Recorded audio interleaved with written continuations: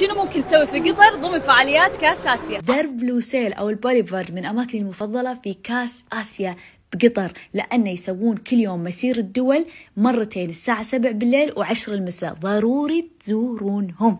من الأماكن العجيبة في كاس آسيا لأن يوفروا لكم شاشات تشوفون فيهم كاس آسيا مجانا، وغير كذي أنتم محاطين بالعديد من القهاوي والمطاعم.